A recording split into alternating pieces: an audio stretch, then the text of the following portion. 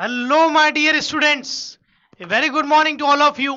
मैं आपका अपना उमेश सर आपका स्वागत करता हूं इस नीट विजन के बेहतरीन डिजिटल प्लेटफॉर्म पे, जहां पे हम फिलहाल फिजियोलॉजी के एक टॉपिक नर्वस सिस्टम में चल रहे हैं। और प्रीवियस लेक्चर में जो हमने डिस्कस किया था वो मेनली आपके जितने भी सीएनएस का जो रिमेनिंग पार्ट था, स्पाइनल कॉर्ड्स और जो भी कनेक्टेड इंटरकनेक्टेड जो पार्ट थे उनको हमने मेनली डिस्कस किया था। स्पाइनल कॉर्ड को डिस्कस किया, उससे रिलेटेड आपके जो पेरिफेरल नर्वस सिस्टम का पार्ट है, स्पाइनल नर्व, क्रेनियल नर्व, उनको डिस्कस किया। ऐसे ही कनेक्टेड पार्ट में ऑटोनोमस नर्वस सिस्टम को डिस्कस किया था, ठीक है। और उसके बाद जो हमने डिस्कशन किया वो किया आपके लास्ट एक रिफ्लेक्स सेक्शन जो सीएनएस से एसोसिएटेड थी। तो मेन सारे पार्ट्स को हम वहां पढ़ चुके हैं, ठीक है। मैंने प्रीवियस लेक्चर में आपको बोला भी था कि हम उसके बाद स्टार्ट करेंगे आपके नर्व कंडक्शन को, क्योंकि हमने पार्ट्स तो पढ़ लिए हैं। अब ये एक्चुअल में इंपल्स कैसे ट्रेवल कर रहा है, कैसे नर्व एक्साइट होती है, उसको हम बात करेंगे। तो मेनली नर्व कंडक्शन को हम देखेंगे इस लेक्चर में कि नर्व कंडक्शन में एक्चुअल में हो क्या रहा है, क्या ये चार्जेस के क्या चार्जेस का कैसे मूवमेंट्स हो रहा है, किस वजह से इंपल्स ट्रांसफर हो रहा है, ठीक है। इंपल्स एंटर हुआ, ओरिजिन हुई नर्व इंपल्स की, कैसे वो ट्रांसमिट हो रहा है उसको हम देखेंगे, ठीक है। तो नर्व कंडक्शन को हम इस लेक्चर में डिस्कस करेंगे, लेकिन उससे पहले कुछ बेसिक चीजें जानना जरूरी है, जैसे कि नर्व की प्रॉपर्टीज, मेन प्रॉपर्टीज जो हैं। जैसे हमने मसल्स में भी बात की थी। मसल्स की मेन प्रॉपर्टीज क्या थी आपकी? Excitability, conductivity and contractibility. तो यहाँ कॉन्ट्रैक्टिबिलिटी तो देखने को नहीं मिलेगी मसल की तरह, लेकिन हाँ एक्साइटेबिलिटी और कॉन्डक्टिविटी यहाँ भी देखने को मिलेगी, ठीक है। जब भी फोर्स और पावर स्टिमुलस जब नर्व को दिया जाएगा तो वो क्या होगी? अपनी एक्साइटेड स्टेट में आएगी, ठीक है। उसी के बेस पे जो फोर्स और पावर है, स्टिमुलस की जो बात है, उस पे आपके सब threshold, supra threshold, different type of stimulus हैं उनकी हम बात करेंगे यहाँ पे, ठीक है। फिर हम आगे बढ़ेंगे आपके नर्व कंडक्शन पे, ठीक है। तो मेनली हम अभी पहले उनके बेसिक्स को देखेंगे, जिसको नर्व कंडक्शन को जो, क्योंकि नर्व कंडक्शन समझने के लिए इन छोटी छोटी चीजों को जानना बहुत जरूरी है, ठीक। तो आइए स्टार्ट करते हैं लेक्चर को। और सबसे पहले देखते हैं आपकी मेन प्रॉपर्टीज ऑफ नर्व को। मेन प्रॉपर्टीज में दो प्रॉपर्टीज मेनली आएंगी, एक कौन सी? आपकी एक्साइटेबिलिटी और दूसरी कंडक्टिविटी। अब एक्साइटेबिलिटी क्या है भाई? जब नर्व को एक स्टिमुलस दिया जाएगा, स्टिमुलस मतलब कोई भी फोर्स और पावर और जनरेट की जाएगी जो उसको दी जाए, उस पोटेंशियल, या फिर आप पिन चुबो रहे हो, मतलब पर्टिकुलर कोई ना कोई उसको स्टिमुलस जब आप प्रोवाइड करेंगे तो नर्व क्या करेगी? अपनी एक्टिव स्टेट में आ जाएगी। उसी एक्टिव स्टेट में आना, जो एक्टिव स्टेट में आती है, इसी को बोलते हैं एक्साइटेबिलिटी। ये उसकी कैरेक्टरिस्टिक है, ठीक है। जैसे ही जिस भी नर्व को आप स्टिमुलस प्रोवाइड करेंगे वो एक्साइटेड स्टेट में आएगी। वैसे ही इस एक्साइटेशन को जो नर्व एक्साइटेशन स्टेट में आई है, इस एक्साइटेशन को आगे ट्रांसमिट करना एक्सोन के थ्रू अनदर विजिज पे, अनदर आगे जो पोर्शन है उस पे इनको ट्रांसफर करना, उसको क्या बोलते हैं? कंडक्टिविटी। समझ में आ गई बात? तो छोटी छोटी सी बातें हैं जो आप मसल में भी पढ़ के आए थे, ऐसी बात हमने मसल में भी की थी। Comes in active state, comes in active state मतलब ओरिजिन ऑफ नर्व इंपल्स का ओरिजिन होना of nerve fibre when a stimulus is given. जब उसको स्टिमुलस दिया जाएगा तब वो एक्साइटेड स्टेट में आएगी, ठीक है। नेक्स्ट जो हम बात करेंगे वो बता करेंगे कंडक्टिविटी की। ये जो एक्साइटेशन मिला है स्टिमुलस के थ्रू, इस एक्साइटेशन को नर्व फाइबर में आगे ट्रांसमिट करना, मतलब ट्रांसमिशन ऑफ एक्साइटेशन, मतलब नर्व इंपल्स को और active state in a straight line in forward direction along with the nerve fibre. तो नर्व फाइबर के अलोंग इसको ट्रांसफर करना, आगे ट्रांसमिट करना आपकी एक्टिव स्टेट को या एक्साइटेशन को, या नर्व इंपल्स को, इसी को क्या बोलते हैं? आपकी कंडक्टिविटी बोलते हैं। जो नर्व की प्रॉपर्टीज हैं, नर्व में ये कैरेक्टर देखने को मिलते हैं, मसल में भी ये कैरेक्टर देखने को मिलते थे, ठीक है। अब कहानी क्या हुई कि यहाँ पे बात आई मेनली स्टिमुलस की। अब ये स्टिमुलस क्या है? स्टिमुलस एक्चुअल में आपकी नर्व एक्टिव स्टेट में कब आएगी? जब उसको कोई फोर्स और पावर जनरेट की जाएगी जो उसको दी जाए, ठीक है।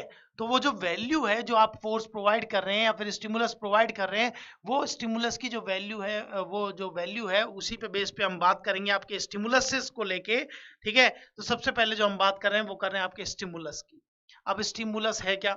स्टिमुलस मैंने आपको क्या बताया, वही फोर्स और पावर जो आपने किसको दी, नर्व फाइबर को दी, जिससे वो एक्टिव स्टेट में आया, एक्साइटेड हुआ, एक्साइटेबिलिटी शो की उसने, वही क्या है, उसका स्टिमुलस है।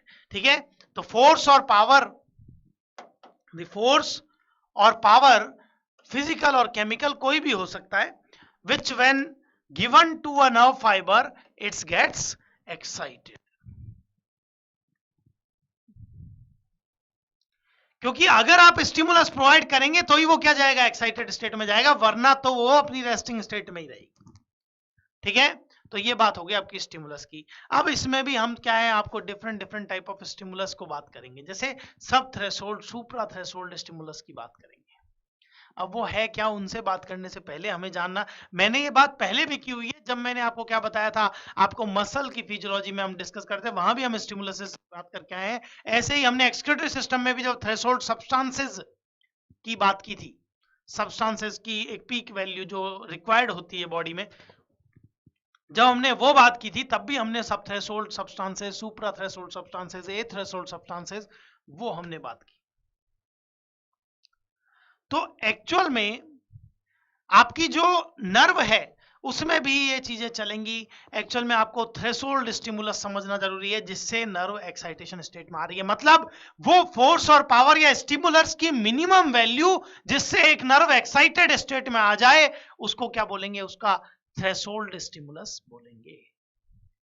अब वो मिनिमम वैल्यू से कम भी अगर दिया जाएगा तो उसको बोल देंगे सब थ्रेशोल्ड स्टिमुलस, उससे ज्यादा अगर वैल्यू दी गई तो क्या होगी, सुप्रा थ्रेशोल्ड स्टिमुलस। ठीक है, तो उन्हीं को हम डिस्कस कर रहे हैं। पहले थ्रेशोल्ड स्टिमुलस, आप इस डायग्राम को देखिए।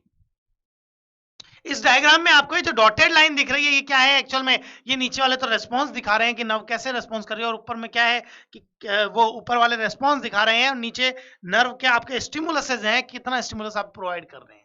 तो यहाँ पे ये क्या है, ये जो डॉटेड लाइन वाली वैल्यू है, ये एक्चुअल में आपकी थ्रेशोल्ड वैल्यू है, ऑन एंड अराउंड +10 मिलीवोल्ट का वैल्यू रहता है। अब हुआ क्या, देखिए, एक मिनिमम वैल्यू, आपकी स्टिमुलस की एक मिनिमम वैल्यू जो किसी नर्व को एक्साइटेशन स्टेट में ले आए, वही उसकी क्या होगी, थ्रेशोल्ड वैल्यू होगी। और वो इस थ्रेशोल्ड वैल्यू को जब दिया जाएगा तो नर्व अपनी मैक्सिमम कंडक्शन दिखाएगी, मैक्सिमम एक्साइटेशन और कंडक्शन में चली जाएगी। ठीक है, वही है आपका थ्रेशोल्ड स्टिमुलस। आइए, it is the minimum amount of stimulus that is to be given to a nerve fiber which causes maximum and fastest conduction, जो एक नर्व को मैक्सिमम एक्टिव स्टेट और उसकी फास्टेस्ट कंडक्शन स्टेट में ले आए, वो उसका क्या हो जाएगा, थ्रेशोल्ड स्टिमुलस। ठीक है, अब कहानी आती है सब थ्रेशोल्ड स्टिमुलस की। सब थ्रेशोल्ड, अब नाम से देखो, सब थ्रेशोल्ड, थ्रेशोल्ड से कम वैल्यू, मतलब आपका जो ये वाला सेक्शन है, आप देखो ये वाला जो सेक्शन है, इसमें जो ये दिखाया हुआ है, आपको ये दिखाया हुआ है, ये क्या डॉटेड लाइन तक पहुंच रहा है, ये आपकी थ्रेशोल्ड वैल्यू तक पहुंच रहा है क्या, नहीं पहुंच रहा है, ये उससे कम है, इसीलिए आपका जो रेस्पॉन्स यहाँ पे क्या आ रहा है, नो रेस्पॉन्स, मतलब थ्रेशोल्ड वैल्यू तक नहीं पहुंच पा रहा है, थ्रेशोल्ड वैल्यू का स्टिमुलस उसको प्रोवाइड नहीं किया जा रहा है, इसीलिए मसल क्या कर रही है, एक्टिव स्टेट में नहीं आ पा रही। इन्हीं this type of stimulus is called सब थ्रेशोल्ड स्टिमुलस। ठीक है, तो यही बात हम इसमें कर रहे हैं कि less than threshold stimulus when given to a nerve fibre it doesn't gets excited, तो वो एक्साइट नहीं होगी। ठीक है, तो ये कंडीशन हो गई एक। तो दूसरी कंडीशन देखो, नेक्स्ट क्या है आपका, सुप्रा थ्रेशोल्ड स्टिमुलस। सुप्रा, अब सुनिए, थ्रेशोल्ड से ज्यादा वैल्यू, मतलब पीक वैल्यू क्या है, थ्रेशोल्ड तो है ही, उससे भी ज्यादा अगर आपने नर्व को कंडक्शन दिया, मतलब कौन सी बात हो रही है, ये वाली बात कर रहे हैं,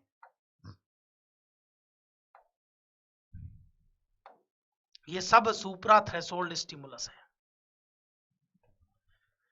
इनमें हो क्या रहा है, थ्रेशोल्ड से ज्यादा वैल्यू दी जा रही है किसी नर्व फाइबर को, और थ्रेशोल्ड से ज्यादा वैल्यू दी जाएगी नर्व फाइबर को, तो वो क्या होंगे, अपना फुल रेस्पॉन्स दिखाएंगे, लेकिन ये फुल रेस्पॉन्स थ्रेशोल्ड वैल्यू पर भी आ रहा है बेटा।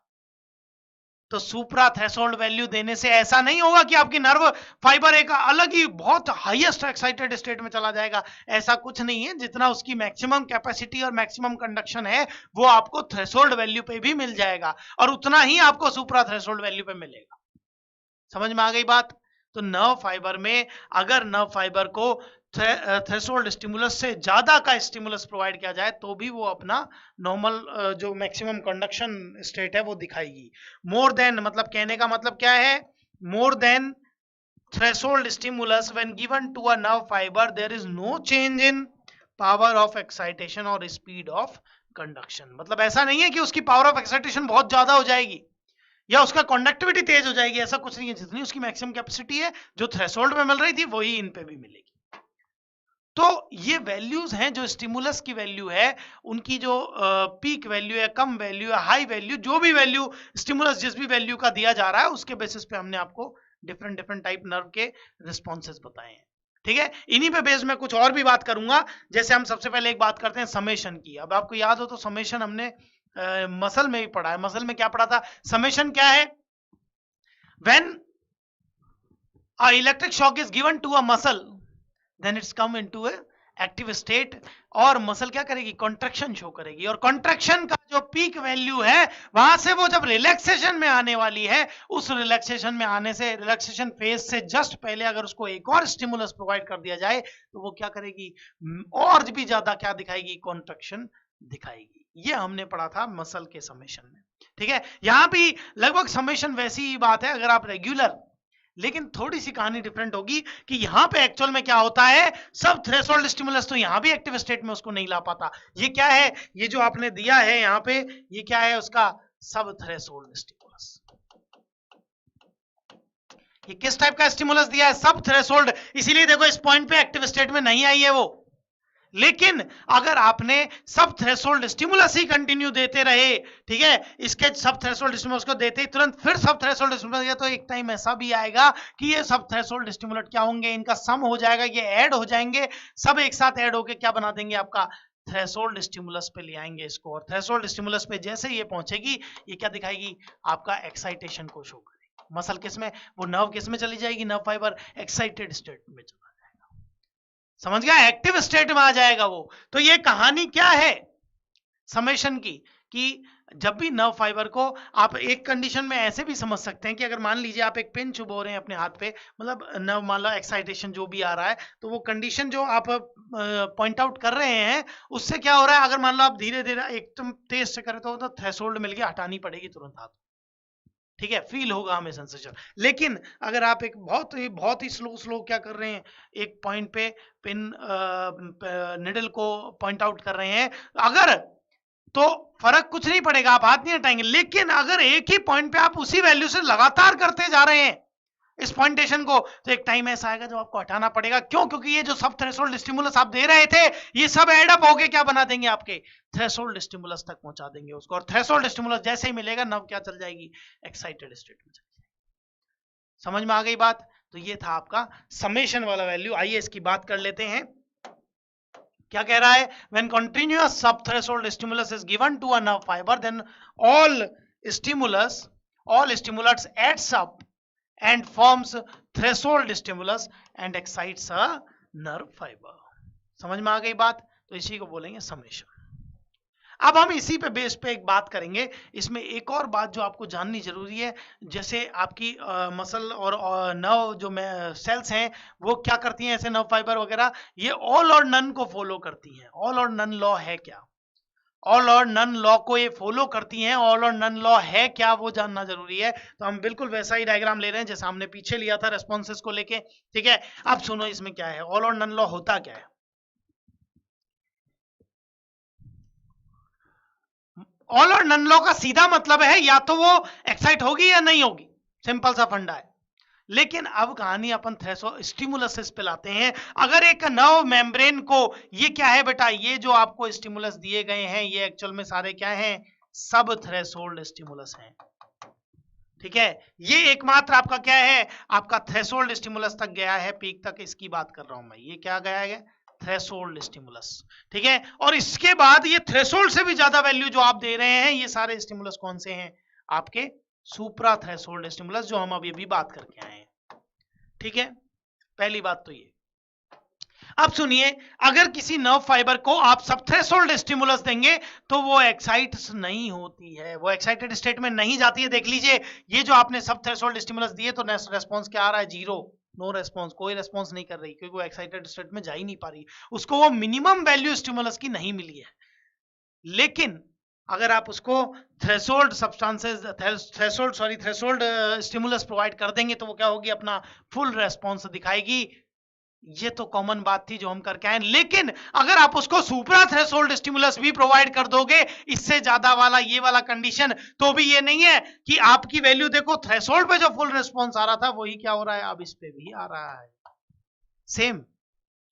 मतलब ऐसा नहीं है कि आपने सुप्रा थ्रेशोल्ड स्टिमुलस दे दिया तो आपकी वो कुछ और ही पावर ऑफ एक्साइटेशन का लेवल बढ़ जाएगा या फिर कंडक्टिविटी का लेवल बढ़ जाएगा। वो तो बेटा मैक्सिमम एक्साइटेशन और मैक्सिमम कंडक्शन, फास्टेस्ट कंडक्शन जो है वो तो वो थ्रेशोल्ड पे ही दिखा देगा, और वही वैल्यू इन सब में दिखेगी आपको। ये देखो, थ्रेशोल्ड पे भी उतनी वैल्यू है, यही वैल्यू किस में जा रही है? आपके सुप्रा थ्रेशोल्ड में। ठीक है, तो ऐसा भी नहीं है कि सुपरा दे दिया तो बहुत ज्यादा कोई कंडक्शन दिख जाएगा, फास्टेस्ट और भी तेज हो जाएगा कंडक्शन, ऐसा कुछ नहीं है। वो थ्रेशोल्ड पे जितना होना है उतना ही रहेगा। और अगर सब दिया या कम थ्रेशोल्ड, सब थ्रेशोल्ड स्टिमुलस दिया तो वो एक्साइट नहीं होगी। तो इसका मतलब या तो इसको एक पीक वैल्यू देनी ही पड़ेगी एक्साइटेशन के लिए, तो या तो ये एक्साइट होगी या नहीं होगी, दोनों में से एक ही केस बनेगा। वही आपका ऑल और नन लॉ है। देख लेते हैं इसको क्या बोलता है ये। A nerve fiber neither gets excited by a subthreshold stimulus, ये देख लीजिए कोई रेस्पॉन्स नहीं आ रहा है सब थ्रेशोल्ड से, nor power of excitation or speed of conduction increases if suprathreshold stimulus is to given। अगर इसने आपने सुप्रा थ्रेशोल्ड दे दिया तो भी ऐसा नहीं है पावर ऑफ एक्साइटेशन या कंडक्शन, फास्टेस्ट कंडक्शन जो होगा वो और बढ़ जाएगा, ऐसा कुछ नहीं है, वो उतना ही रहेगा, फुल रेस्पॉन्स दिखाएगी अपनी। So whenever a nerve gets excited its maximum and does fastest conduction, it will do by threshold stimulus। ठीक है, तो या तो वो एक्साइट्स होगी या नहीं होगी, it means it obeys all और नन लॉ। कितना ही दे दो, या तो होगी या फिर बिल्कुल नहीं होगी, नन के केस में। ठीक है, तो आपका जो मसल और नर्व सेल्स वगैरह है ये ऑल और नन लॉ को फॉलो करती है। तो ये छोटी छोटी चीजें हैं जो हम आगे जब हम चलेंगे, क्योंकि हमें ये पढ़ना जरूरी था, ये छोटी छोटी जो स्टिमुलस की मैं बार बार थ्रेशोल्ड वगैरह की बात करूंगा नर्व कंडक्शन में, तो वहां जाने से पहले जरूरी है हमें ये सब समझना। ठीक है, तो अब हम चल सकते हैं किसमें? नर्व कंडक्शन में। और अब हम स्टार्ट करेंगे आपके ट्रांसमिशन ऑफ नर्व इम्पल्स को। ठीक है, तो आइए आगे बढ़ते हैं, ट्रांसमिशन ऑफ नर्व इम्पल्स की बात करते हैं। और ट्रांसमिशन की जब नर्व इम्पल्स में बात करेंगे तो आपको 4 अलग अलग स्टेप्स में हमने इसको बांटा है। कौन कौन सा? देखिए 4 स्टेप्स कौन से। सबसे पहले पोलराइजेशन, एक एक करके हम स्टेप्स को समझेंगे। पहली बात तो ये जो पोलराइजेशन है आपका, ये एक्चुअल में रेस्टिंग स्टेट में है मेम्ब्रेन। नर्व मेम्ब्रेन जो है वो किस में है? रेस्टिंग स्टेट में। बोले sir nerve membrane resting state में पोलराइज्ड हो रही है? पोलराइजेशन का मतलब क्या? पोलराइज्ड होना, पोलराइज्ड है वो रेस्टिंग स्टेट में, तो रेस्टिंग स्टेट में जो उसका पोलराइजेशन चल रहा है, पोलराइज्ड हो गई है नर्व। अब इस पोलराइजेशन में है क्या? रेस्टिंग स्टेट में जो पोलराइजेशन चल रहा है, नर्व क्या होती है? आप कभी भी नर्व मेम्ब्रेन को देखेंगे तो वो रेस्टिंग स्टेट में जब रहती है तो वो पोलराइज्ड रहती है। पोलराइज का मतलब आप फिजिक्स के लेवल पे भी देखें तो पोल्स बनते हैं, उस पर एक तरफ पॉजिटिव चार्ज ज्यादा होंगे, एक तरफ नेगेटिव चार्ज, मतलब एक पोल्स डेवलप हो रहे हैं, पोटेंशियल डिफरेंस डेवलप हो रहा है। क्यों ऐसा हुआ? सुनिए कहानी क्या है। मैं नर्व मेम्ब्रेन की कुछ कैरेक्टरिस्टिक बता रहा हूं, ठीक है, उनके बेस पे कि नर्व मेम्ब्रेन कैसे काम करती है। तो एक्चुअल में आपकी नर्व मेम्ब्रेन जो है, अगर उसका जनरल फीचर आप देखेंगे तो वो पॉजिटिव आयंस के लिए ज्यादा परमिएबल है as compare to negative ions. समझ में आ गई बात? आप मसल और नर्व सेल जो हैं वो एक स्पेशल फीचर रखती हैं। आपको ये नर्व मेम्ब्रेन क्या है? पॉजिटिव आयंस के लिए ज्यादा परमिएबल है, और पॉजिटिव में भी ये पोटेशियम आयन के लिए ज्यादा परमिएबल होती है as compare to sodium ion के। समझ में आ गई बात। और ये कम से कम नियरली इम्परमिएबल है बेटा सोडियम के लिए, तो पोटेशियम के लिए मैक्सिमम परमिएबल है और सोडियम के लिए नियरली इम्परमिएबल है। ऐसे ही नेगेटिव चार्ज आयंस के लिए भी ये नियरली इम्परमिएबल होती है, इसीलिए ये रेशो लगभग 20/1 का है। 20 मॉलिक्यूल्स जब Na+ के जा सकते हैं तब मुश्किल से कोई एक मॉलिक्यूल Na+ का, वो सॉरी K+ का, जब 20 मॉलिक्यूल्स चले जाएंगे तब मुश्किल से कोई एक Na+ का मॉलिक्यूल है, तो नियरली क्या होगा, इम्परमिएबल होगा। समझ में आ गई बात। तो रेस्टिंग स्टेट जब होगी तो पोलराइजेशन क्यों बोला उसको, पोलराइजेशन में रेस्टिंग स्टेट क्यों बोली हमने, क्योंकि पोलराइजेशन में ही रहती है वो रेस्टिंग स्टेट में। मेम्ब्रेन का नेचर है पॉजिटिव आयंस के लिए मोर परमिएबिलिटी कंटेन करना, और ज्यादा परमिएबिलिटी होगी तो आपके पॉजिटिव आयंस आपके नर्व फाइबर के अंदर से, मतलब एक्सोप्लाज्म वाले सेक्शन से, साइटोप्लाज्म वाले सेक्शन से कहां निकलेंगे, बाहर निकलेंगे आपके पॉजिटिव आयंस, और उनमें भी K+ ज्यादा बाहर निकलेगा।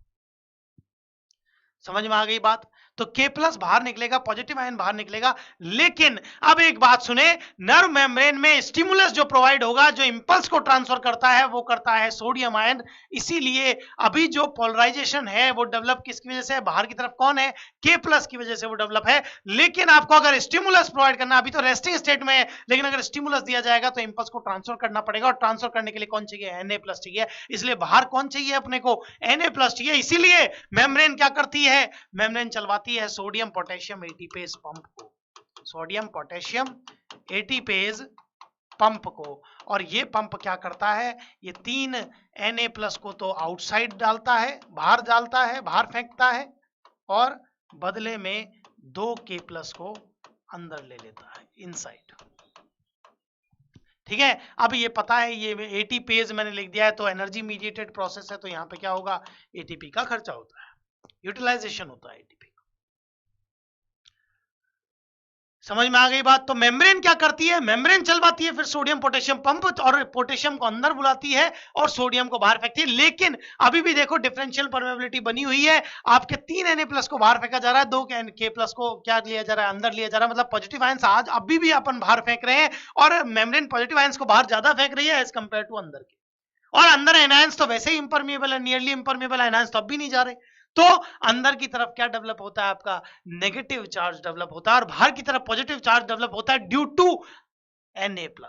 और इस Na+ के ये जो पोलराइज्ड, ये जो पोटेंशियल डिफरेंस डेवलप हुआ है, ये जो पोटेंशियल डिफरेंस डेवलप होता है, इसी पोटेंशियल डिफरेंस को, ये जो पोटेंशियल डिफरेंस यहां डेवलप हो रहा है, पोटेंशियल डिफरेंस जो यहां डेवलप हो रहा है, वो कब हो रहा है, इसकी रेस्टिंग स्टेट में। इसीलिए इसको बोलते हैं resting membrane potential,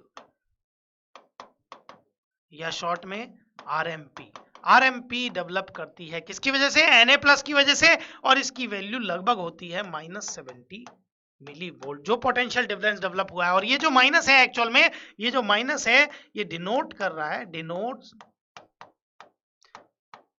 more negative ion इन एक्सोप्लाज्म, ठीक है, या साइटोप्लाज्म, कुछ बोल लीजिए। तो ये स्टेट किस में चल रही है, आपके डीपोलराइजेशन फेज में, सॉरी पोलराइजेशन फेज में। तो पोलराइजेशन फेज कब होती है, जब मेम्ब्रेन रेस्टिंग स्टेट में, मैं फिर से एक बार रिपीट कर रहा हूं, ध्यान से सुनिएगा। पोलराइजेशन स्टेट कब हो रही है, जब आपके मेम्ब्रेन किस में है, रेस्टिंग स्टेट में। और रेस्टिंग स्टेट में मेम्ब्रेन का नेचर क्या है, पॉजिटिव आयंस के लिए more permeability as compare to negative ions की, और पॉजिटिव में भी मोर परमिएबिलिटी किसके लिए, K+ के लिए। लेकिन आपको स्टिमुलस प्रोवाइड करना है, इंपल्स ट्रांसफर करना है, तो बाहर कौन चाहिए, Na+ चाहिए, ताकि Na+ एंटर होके क्या करे, इंपल्स को ट्रांसफर करे। इसीलिए मेम्ब्रेन क्या चलवाती है, आपका सोडियम पोटेशियम एटीपेज पंप चलवाती है, जिससे 3 सोडियम को बाहर फेंका जाता है, और अंदर कितने लिए जाते हैं, 2 पोटेशियम को अंदर ले लिया जाता है। तो अब भी अंदर तो नेगेटिव चार्ज ही डेवलप हो रहा है, लेकिन बाहर पॉजिटिव चार्ज जो डेवलप हो रहा है वो रिवर्स हो गया है। वो किसकी वजह से डेवलप हो गया है, Na+ की वजह से डेवलप हो गया है।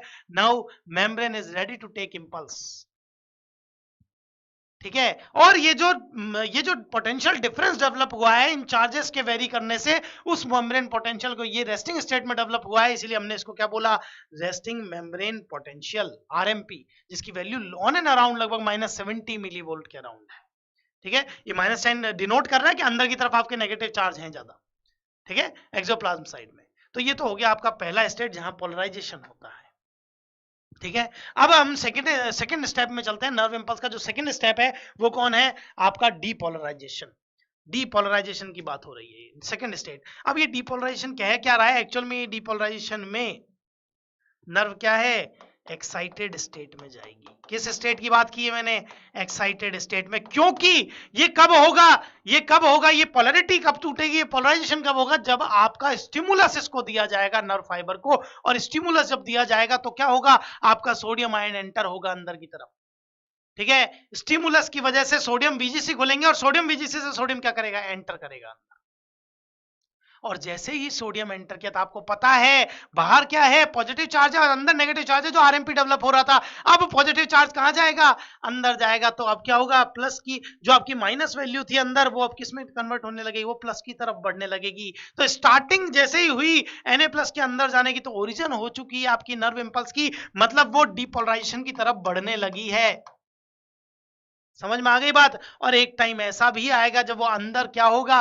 अंदर जाती जाएगी Na+ की, Na+ का आयंस अंदर जाते जाएंगे, और Na+ आयन अंदर जाएंगे तो क्या होगा? मेम्ब्रेन का ऐसा भी होगा जब वो चार्ज का जो डिफरेंस था वो क्या होगा? बराबर हो जाएगा, और वो 0 मिलीवोल्ट पे पहुंच जाएगा। उसी टाइम उसको बोलेंगे डीपोलराइज्ड मेम्ब्रेन। डिपोलराइजेशन तो स्टार्टिंग में ही हो गया है, जैसे ही Na+ अंदर गया है, क्योंकि अब जो पोलैरिटी बनी हुई थी वो टूट रही है। लेकिन जब वो प्रॉपर चार्ज इक्विवेलेंट हो जाएंगे तो उसको क्या बोलेंगे? डीपोलराइज्ड मेम्ब्रेन बोलेंगे उसको। और उसके बावजूद भी ये क्या होता है? Na+ अंदर, Na+ के गेट अब बंद होना तो स्टार्ट हो जाते हैं, लेकिन अभी भी Na+ अंदर जाता रहता है। वो अपनी ओवरशूट लेवल पे जाता है, 0 से ऊपर जाता है ओवरशूट लेवल पे, और पीक पे जब वो पहुंचता है तो उसको, उस कंडीशन को बोलते हैं क्या? आपका एक्शन पोटेंशियल। क्योंकि यहीं जाके वो क्या करेगा? ट्रांसमिट करेगा इसको आगे, वो मैं आगे बात करूंगा। और इसकी वैल्यू लगभग क्या है? ये पॉजिटिव वैल्यू चलती जाएगी +25 टू +35 मिलीवोल्ट तक पहुंच जाएगी अपनी मैक्सिमम एक्साइटेड स्टेट। समझ में आ गई बात? तो ये कहानी आपकी सेकेंड स्टेप डीपोलराइजेशन में हम देखेंगे। सारी चीजें मैं डिस्कस करूंगा, अभी तो हम ओवरव्यू देख रहे हैं सारे स्टेप्स का। ठीक है, तो ये तो कहानी हुई आपके, यहाँ इंपल्स ट्रांसमिशन चालू हो गया है। अब क्या होगा? अब मेम्ब्रेन जब ये इंपल्स अपने मैक्सिमम स्टेट में चल जाएगी, तो मेम्ब्रेन क्या करेगी? वापस से रीपोलराइजेशन में जाएगी, जो थर्ड स्टेप है। रीपोलराइजेशन का मतलब क्या है? क्योंकि आपका अब मैक्सिमम एक्साइटेशन में आ चुकी है नर्व, तो अब क्यों वो क्या किस में चली जाएगी? वापस से रेस्टिंग स्टेट में जाएगी। Again resting state.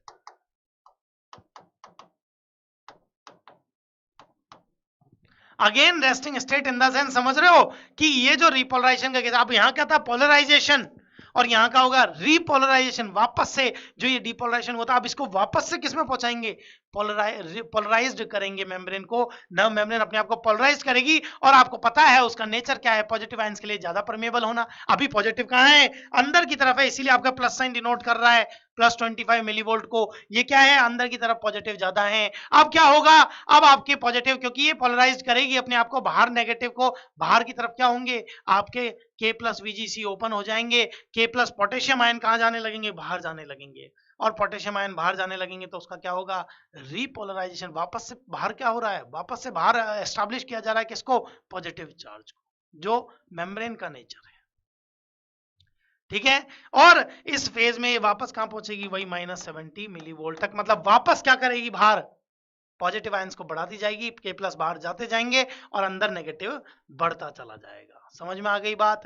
तो इस स्टेट को बोलेंगे वापस से रेस्टिंग स्टेट में जाना, वही पोलराइज्ड स्टेट में जाना जो पहले थी। ठीक है, अब आपको पता है सोडियम पोटेशियम एटीपेज पंप चलवा के वो वापस से मैनेज करेगी अपने आप को, अगले स्टिमुलस के लिए तैयार करेगी। लेकिन कभी कभी ऐसा भी होता है, क्योंकि ये पोटेशियम चैनल जो होते हैं एक्चुअल में बहुत स्टार्ट, वो ओपन और क्लोज दोनों ही काफी स्लो होते हैं। इसलिए कभी कभी ऐसा होता है कि ये नेगेटिव जब रिपोलराइजेशन में जाती है तो K+ और भी ज्यादा बाहर निकल जाते हैं। मतलब लेवल तक तो जा ही रहे हैं, उसके बाद भी वो निकलते ही जा रहे हैं।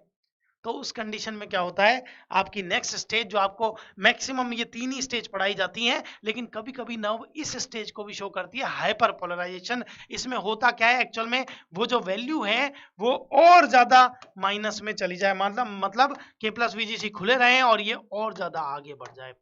-90 मिली वोल्ट, मतलब और ज्यादा चली गई उस लेवल पे, तो उसको क्या होगा, हाइपर पोलराइजेशन बोलेंगे। तो यही 4 स्टेप्स में हम इसको देखेंगे, हम इसको पढ़ेंगे आपके नव कंडक्शन को। ठीक है, यहां पे हमने ओवरव्यू दिया है, केवल ओवरव्यू बातें की है कि है क्या इनका नेचर। ठीक है, अब हम बात करेंगे आपके मेन कंडक्शन की कि कैसे हो रहा है ये कंडक्शन। ठीक है, तो आइए स्टार्ट करते हैं आपका नेक्स्ट यही बात नर्व कंडक्शन की, जो मेन नर्व कंडक्शन को समझाएंगे हम यहाँ पे। सबसे पहले जो हम डायग्राम दिखा रहे हैं यहाँ पे, बात ही सबसे पहले मैंने क्या करी, बात ही सबसे पहले आरएमपी की करनी है, रेस्टिंग स्टेट की करनी है। सबसे पहली बात जो होगी वो होगी रेस्टिंग स्टेट। समझ में आ गई बात। अब रेस्टिंग स्टेट क्या कहती है, अब रेस्टिंग स्टेट तो अपने को पता है, रेस्टिंग स्टेट उसकी कौन सी है, पोलराइजेशन वाली। और पोलराइजेशन वाली क्या है, आपको पता है पॉजिटिव आयंस के लिए ज्यादा परमिएबल है। लेकिन आप सुनो सर आप तो बोल रहे थे पॉजिटिव आयंस के लिए परमिएबल है, के प्लस बाहर जाएगा, लेकिन ये क्या है, यहाँ तो Na प्लस ज्यादा देख रहे हैं बाहर। लेकिन मैंने क्या बताया था आपको कि माना पॉजिटिव आयंस के लिए ज्यादा परमिएबल है,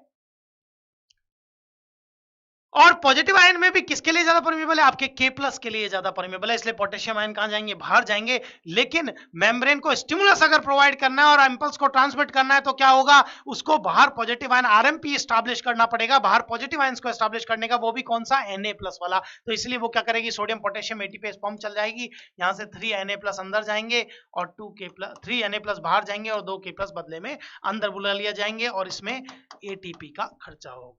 ठीक है, तो सोडियम पोटेशियम एटीपीएस पंप के थ्रू क्या किया जाएगा, इस रेस्टिंग स्टेट को मेन मैनेज किया जाएगा। और देखो इसके करने की वजह से बाहर क्या, आप प्लस आयन बाहर ज्यादा भेज रहे हैं और पॉजिटिव आयन अंदर कम बुला रहे हैं, और एनायंस तो है ही नियरली इम्परमेबल, एनायंस तो जा ही नहीं रहे, तो कंडीशन क्या हो जाएगी, अंदर की तरफ चार्ज देखो क्या डेवलप हो रहा है, माइनस चार्ज डेवलप हो रहा है, जबकि बाहर की तरफ चार्ज देखो ये दिखा रहा है, मेम्ब्रेन क्या हो रही है, बाहर की तरफ से पॉजिटिव चार्ज हो रही है। तो मेम्ब्रेन में क्या हो रहा है, एक पोलराइजेशन बन रहा है, एक रेस्टिंग स्टेट में मेम्ब्रेन क्या हो रही है, पोलराइज्ड हो रही है। इसी पोलराइजेशन को हम क्या बोलते हैं, आरएमपी, रेस्टिंग मेम्ब्रेन पोटेंशियल, जिसकी वैल्यू लगभग -70 मिली वोल्ट, क्योंकि अंदर की तरफ माइनस चार्ज है। समझ में आ गई बात। VGCs देख लो, VGCs दोनों क्लोज है, एक्टिवेशन गेट इसका भी क्लोज है, Na प्लस का, और K प्लस का भी आपका VGC क्लोज्ड है। अब ये है क्या चैनल्स में, आपको छोटा सा एक शॉर्ट व्यू देता हूं, मैं आगे वैसे चैनल्स की भी बात करूंगा नेक्स्ट आगे की स्लाइड्स में, लेकिन अभी हम जो बात कर रहे हैं एक बार पता कर लेते हैं कि चैनल्स होते क्या है। देखो यहाँ पे एक्चुअल में आपके 4 तरह के चैनल्स देखने को मिलते हैं। ठीक है, एक मेनली नर्व मेम्ब्रेन में तो 3 ही तरह के होते हैं, लेकिन टोटल 4 तरह के चैनल्स होते हैं जिनको हम डिस्कस करते हैं। पहला तो होते हैं लीकेज चैनल्स।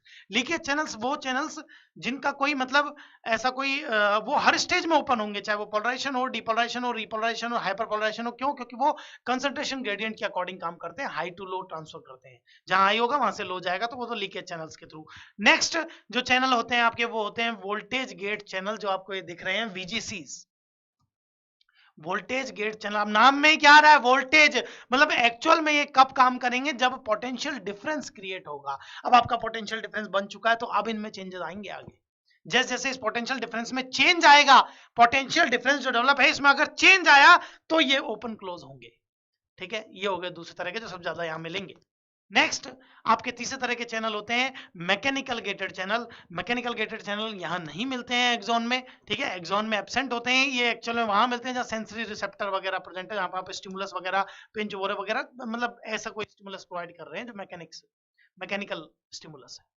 ठीक है, वो एक्सॉन में एब्सेंट होते हैं, इसलिए उनकी बात हम यहाँ नहीं करेंगे। और चौथे टाइप ऑफ चैनल होते हैं आपके, फोर्थ टाइप चैनल होता है लाइगेंड गेटेड चैनल। लाइगेंड का मतलब क्या है, ये हम बात पहले भी करके आए हैं। लाइगेंड का गेटेड का मतलब, चैनल का मतलब क्या है, ये हमने मस्कुलर, आपको याद हो तो मस्कुलर फिजियोलॉजी जब मैंने डिस्कस किया था, तो उस टाइम न्यूरोमस्कुलर जंक्शन आपको पढ़ाया था, तो वहां क्या हुआ था, वहां Ca++ अंदर गया था, डिपोलराइजेशन के सिनेप्टिक बल्ब पे पहुंचते और अंदर जाके उसने क्या किया था, आपकी सिनेप्टिक वेसिकल्स को प्री सिनेप्टिक प्लेट पे अरेंज करवाया था, और एक्चुअल में वो स्टिमुलेट करता है उन सिनेप्टिक वेसिकल्स को, उनको बस्ट आउट करवाता है एक्सोसाइटोसिस के थ्रू, न्यूरोट्रांसमीटर बाहर आता है, कौन है, एसिटाइलकोलिन। और एसिटाइलकोलिन है क्या, वो लाइगैंड ही तो है, लिगैंड ही है, और वो जाके किससे जुड़ रहा है, वो सिनेप्टिक मेम्ब्रेन के या फिर आपकी मसल मेम्ब्रेन के प्रोटीन रिसेप्टर से जुड़ता है। वो प्रोटीन रिसेप्टर एक्चुअल में है क्या, वो लाइगैंड गेटेड चैनल्स हैं। वो एसिटाइलकोलिन के जुड़ते ही क्या होंगे, ओपन हो जाते हैं, और तभी Na+ अंदर जाके स्टिमुलस पहुंचता है, इंपल्स ट्रांसफर होता है। समझ में आ गई कहानी। तो ये 4 तरह के चैनल होते हैं, ये जो आपको दिख रहे हैं VGCs हैं।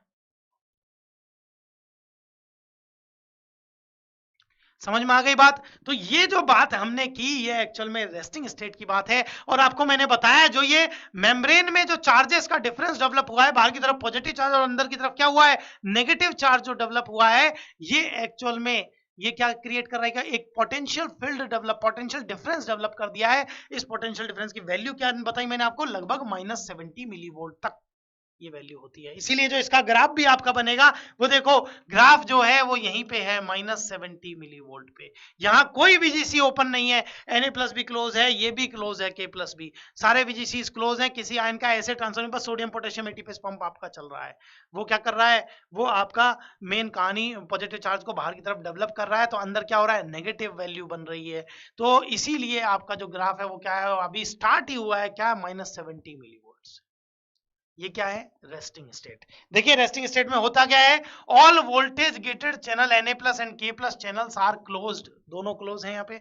The axon plasma membrane is at resting membrane potential, जो आपका डेवलप हो रहा है। समझ में आ गई बात? Small buildup of negative charges along inside surface of membrane, यही हमने बात की है। इनसाइड सरफेस पे क्या हो रहा है, आपके स्मॉल बिल्डअप हो रहे हैं नेगेटिव चार्जेस का। उसके बाद and an equal buildup of positive charges along outside surface of membrane, इसी मेम्ब्रेन के बाहर की तरफ क्या हो रहा है, पॉजिटिव चार्ज डेवलप हो रहा है, इक्वल। अब बोले सब 3 तो बाहर जा रहे हैं, 2 अंदर आ रहे हैं, इक्वल कैसे? अरे वो इक्वल उस केस में नहीं है, वो इस केस में है कि अगर बाहर जो -70 अंदर है तो +70 बाहर है, उस केस की बात कर रहे हैं। समझ में आ गई बात? तो एक्चुअल में ये जो स्टेट है ये किसकी दिखाई, ये आपको डायग्राम डायरेक्ट जो दिखाया, ये K+ बाहर क्यों नहीं दिखाया रेस्टिंग स्टेट में, क्योंकि वो सोडियम पोटेशियम एटीपीएस पंप चल चुका है, इसलिए बाहर की तरफ कौन ज्यादा है, Na+ ज्यादा है। समझ में आ गई बात? इसीलिए आपकी रेस्टिंग स्टेट में आपका क्या हो रहा है, -70 मिलीवोल्ट का एक पोटेंशियल डिफरेंस डेवलप हो रहा है, इसी को ही हम बोल रहे हैं रेस्टिंग मेम्ब्रेन पोटेंशियल। तो एक्चुअल में ये कौन सी फेज है, ये पोलराइजेशन फेज की बात हो रही है। यहाँ पे मेम्ब्रेन क्या है, पोलराइज्ड स्टेट में है, आपकी नंबर 1 फेज है ये पोलराइजेशन फेज। समझ में आ गई बात? नेक्स्ट बात करते हैं। अब इसके बाद क्या होगा, आपको पता है नेक्स्ट क्या होगा, स्टिमुलस प्रोवाइड जब इसको होगा +10 मिलीवोल्ट का, इतना जब भी आपको थ्रेशोल्ड स्टिमुलस जब इसको प्रोवाइड किया जाएगा तो क्या होगा, स्टिमुलस क्या होगा, स्टिमुलस प्रोवाइड होते ही आपके Na+ चैनल ओपन होंगे। ये Na+ VG देखो ओपन हो गया है, और Na+ कहां जा रहा है, अंदर की तरफ जा रहा है। ये Na+ अंदर की तरफ जाएगा तो क्या होगा, अब पोलैरिटी जो आपने पॉजिटिव चार्ज बाहर डेवलप कर रखा था वो अब क्या होगा, अब Na+ कहां जाने लगे हैं, एक्स्ट्रा सेलुलर फ्लूइड से आपके साइटोसोल में जाने लगे हैं, और अंदर की तरफ जब जाएंगे तो अंदर की तरफ अब क्या होगा, पॉजिटिव चार्ज बढ़ेगा, और आपकी जो माइनस वैल्यू थी ये किसकी तरफ जा रही है, अब ये डिपोलराइजेशन की तरफ जाएगी। समझ में आ गई बात? तो ये जो कर्व है अब किसकी तरफ बढ़ेगा, पॉजिटिव की तरफ बढ़ेगा, इसीलिए कर्व ऊपर की तरफ जाएगा। समझ में आ गई बात? देखिए इसका कर्व कैसा होगा, इसका कर्व देखो, ये देखो जैसे ही आपको पॉजिटिव आयंस अंदर जाना स्टार्ट हुए, आपकी पोलैरिटी डिपोलराइजेशन हो गई है, डिपोलराइजेशन स्टार्ट हो गया है, नेक्स्ट स्टेप। और डिपोलराइजेशन में क्या हुआ है, मसल आपकी जो मेम्ब्रेन है वो किस में चले गई है, एक्साइटेड स्टेट में जा चुकी है। एक्साइटेड स्टेट में क्या होगा, आपका पॉजिटिव आयंस अंदर ट्रांसफर हो रहे हैं, आपका इंपल्स अंदर ट्रांसफर हो रहा है, और इस केस में कहां जाएगा, ऊपर की तरफ बढ़ेगा और अपनी पीक तक पहुंचेगा। क्योंकि आपको पता है ये जो है 0 पे ये क्या हो गई है, मेम्ब्रेन को आप डिपोलराइज्ड मेम्ब्रेन बोल देंगे। क्योंकि पॉजिटिव जब चालू हुआ, डिपोलराइजेशन तो स्टार्ट हो गया है, लेकिन एक टाइम ऐसा भी आएगा जब दोनों तरफ चार्ज क्या होंगे, इक्वल हो जाएंगे, उसमें और जो पॉजिटिव चार्ज की वैल्यू जो हो जाएगी वो कितना हो जाएगा, 0 मिलीवोल्ट। उसमें उस टाइम पे इस मेम्ब्रेन को क्या बोल देंगे, डिपोलराइज्ड मेम्ब्रेन बोलेंगे। लेकिन उसके बाद भी जब Na+ अंदर जाते रहेंगे तो वो क्या करेगा, वो ओवरशूट पे जाएगा। ओवरशूट इन द सेंस वो पॉजिटिव वैल्यू में जाएगा, और पॉजिटिव वैल्यू जो यहाँ पे आएगी वो लगभग कितनी हो जाएगी, +25 टू +35 मिलीवोल्ट डेवलप हो जाएगी। क्यों, प्लस किसको डिनोट कर रहा है, अंदर की तरफ देख लो पॉजिटिव चार्ज है, रिवर्स हो गई है। जो पोलैरिटी पहले बाहर की तरफ पॉजिटिव चार्ज थे, अब Na+ के अंदर आने की वजह से, Na+ VGC के खुलने की वजह से क्या हो गया, अंदर की तरफ क्या आ गए, आपके पॉजिटिव चार्ज आ गए, और बाहर क्या डेवलप हो गया है, नेगेटिव चार्ज डेवलप हो गया है। समझ में आ गई बात? और ऐसे ही आपका कर्व भी क्या है, पॉजिटिव फेज में ऊपर जाने लगा है, वो पीक पे पहुंच रहा है। ठीक है, अब हुआ क्या इसमें, इस कंडीशन में क्या हुआ, when membrane potential of axon reaches threshold, threshold stimulus जब उसको दिया, जैसे उसको थ्रेशोल्ड स्टिमुलस प्रोवाइड हुआ, the Na+ channels activation gates open, जो अभी तक क्लोज थे वो क्या हो गए हैं, ओपन हो गए हैं. And as Na+ ions move through these channels into the neuron, a buildup of positive charges forms along inside surface of membrane and the membrane becomes depolarized. समझ में आ गई कहानी? तो ये बात है. यहाँ पे क्या हुआ है, ये डीपोलराइजेशन फेज, ये आपकी सेकंड फेज चालू हुई है. कौन सी? डीपोलराइजेशन, सेकंड स्टेप आपके नर्व कंडक्शन का.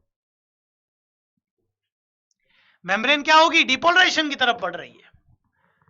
एक peak value, maximum excitation value तक वो पहुंच चुकी है. मैक्सिमम एक्साइटेशन उसमें हो गया, इंपल्स ट्रांसफर हो गया, ओरिजिन हो गई आपके नर्व इंपल्स की. अब क्या होगा इसके बाद, अब क्या होगा, अब तो मेम्ब्रेन का क्या होगा, अब कहानी वापस से मेम्ब्रेन क्या करेगी, चीजों को मैनेज करेगी. और चीजों को मैनेज कैसे करेगी, आपको भी पता है, वो K+VGC. अब यहां से आगे Na+VGC तो हो जाएंगे बंद, और K+VGC क्या हो जाएंगे, स्टार्ट हो जाएंगे. K+VGC खुल जाएंगे, क्योंकि मेम्ब्रेन का तो नेचर है पॉजिटिव आयंस को, पॉजिटिव चार्ज को बाहर रखना, क्योंकि उसको तो आरएमपी सेट करना है ना फिर से. और आरएमपी सेट करेगा कैसे वो, क्योंकि आरएमपी सेट करना इसलिए जरूरी है क्योंकि अगला स्टिमुलस आ गया, तो अगला स्टिमुलस भी तो आ सकता है, तो उसको फिर से तैयार भी तो करना पड़ेगा मेम्ब्रेन को, ताकि वो नर्व स्टिमुलस को ले सके. ये जो Na+ अंदर जाता है, ये एक्चुअल में बहुत फ्रैक्शन ऑफ सेकंड्स के लिए, फ्रैक्शन ऑफ सेकंड्स के लिए, मिली सेकंड्स के लिए, बहुत कम टाइम के लिए ये टाइम होता है, बहुत कम टाइम के लिए एक्शन पोटेंशियल जनरेट होता है. ये जो पीक वैल्यू है इसकी, यही क्या है, ये एक्चुअल में एक्शन पोटेंशियल क्यों बोलते हैं इसको. और ये जो वैल्यू है, ये बहुत, ये जो Na+ का एंटरिंग इनसाइड है, ये बहुत बहुत शॉर्ट ड्यूरेशन के लिए होता है, शॉर्ट लिव्ड होता है ये काफी. इसके बाद तुरंत क्या होंगे, आपके K+ के VGC खुल जाएंगे और मेम्ब्रेन से K+ कहां जाने लगेगा, बाहर जाने लगेगा. देखिए क्या होता है इसके बाद वाले सिस्टम में. एक्चुअल में आपके जो ये K+ VGC है, ये देखो, ये वाला गेट तो अब क्या हो गया है, बंद हो गया है. ठीक है, ये वाला आपका सोडियम गेट, सोडियम VGC तो अब बंद हो गया, क्योंकि मैक्सिमम एक्साइटेशन हो चुका है, इंपल्स ट्रांसफर हो चुका है. अब क्या होगा, आपके K+ VGC ओपन हो गए हैं. देखो ओपन स्टार्ट हुआ है, ये ओपन होना, अभी एक ही गया है, एक दो ही मॉलिक्यूल गए हैं. तो अभी देखो यहाँ तो चार्ज, अब जो चार्ज अंदर पॉजिटिव डेवलप हो गया था, अब आप K+ को कहां भेजेंगे, मेम्ब्रेन का नेचर बाहर भेज रही है K+ को, और बाहर जब K+ जाएगा तो आपका जो नेगेटिव चार्ज, वो जो पॉजिटिव चार्ज अंदर डेवलप हुआ था, वो अब किस में बदल देगा, नेगेटिव में बदलना स्टार्ट कर देगा. बाहर पॉजिटिव चार्ज जाने लग गया है. तो देखो बाहर अब यहाँ पॉजिटिव चार्ज दिखा है, लेकिन अभी भी बाकी जगह पे नेगेटिव ही है. यहाँ नेगेटिव अंदर हो चुका है, लेकिन अभी स्टार्ट ही हुआ है रिपोलराइजेशन. इसलिए अब ये कर्व जो पीक पे गया था, वो अब कर्व कहां जाने लगेगा, वापस से आपकी माइनस वैल्यू पे पहुंचने लगेगा, जो +25 +35 मिलीवोल्ट तक पहुंच गया था. एक्शन पोटेंशियल जिसको हमने बोला था, उसी स्टेट को, वहां से अब क्या होने लगेगा, ये नीचे आने लगेगा, नीचे की तरफ, नेगेटिव वैल्यू की तरफ आने लगेगा. समझ में आ गई बात. अब इसमें होगा क्या, देखो यहां से देखो, ये तो आपका क्या था, ये आपकी यहाँ पे आपने डीपोलराइज बोल दी मेम्ब्रेन को 0 पे. ठीक है, इसके बाद क्या हुआ, ये आपका ओवरशूट वाली कंडीशन हो गई, ओवरशूट होने लगा, और ये आपका एक्शन पोटेंशियल पीक तक पहुंच गया. इसी पीक को आपने एक्शन पोटेंशियल बोला. ठीक है, यही पीक क्या है, आपकी एक्शन पोटेंशियल है. अब यहां से क्या होने लगेगा, ये कहां जाने लगेगा, नीचे.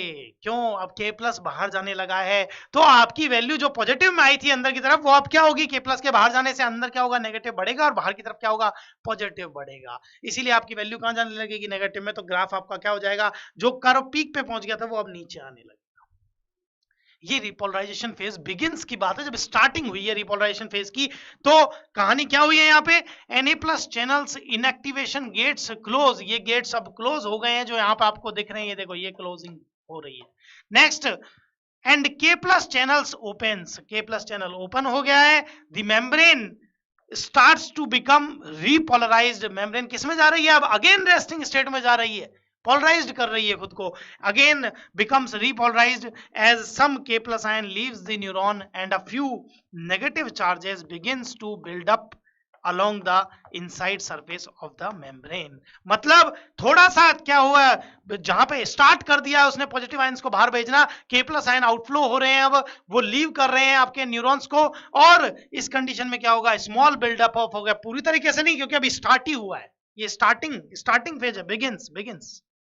ठीक है, तो ये क्या होगा, ये जो बाहर जाने लगा है उस पर्टिकुलर टाइम मेम्ब्रेन के पार्ट के पास से क्या होगा, नेगेटिव चार्ज बिल्डअप होना स्टार्ट हो जाएगा। ठीक है, और इसीलिए इसका कर्व स्टार्टिंग वाला ही दिखाया है हमने। अब क्या होगा, एक टाइम अब ये रेगुलर चलता रहेगा, के प्लस आयन बाहर जाते रहेंगे और जाते रहेंगे, तो क्या होगा, आपका कर्व और नेगेटिव की तरफ भागेगा। कैसे, देखो अब ये आपके जो अभी आपकी जो कहानी है, अब इसमें क्या होगा, इनएक्टिवेशन गेट जो है आपका, ये इनएक्टिवेशन गेट सोडियम का ये तो खुल जाएगा, लेकिन अभी भी एक्टिवेशन गेट इसका क्या है, बंद है, तो Na+ का मूवमेंट तो अभी भी नहीं हो रहा, लेकिन K+ का तेजी से मूवमेंट अब बाहर जा रहा है। तो बाहर देखो, अब अंदर देखो, अंदर का चार्ज देखो, अंदर का चार्ज देखो, पूरा नेगेटिव हो रहा है और बाहर का चार्ज क्या है, पॉजिटिव की तरफ भागने लग रहा है।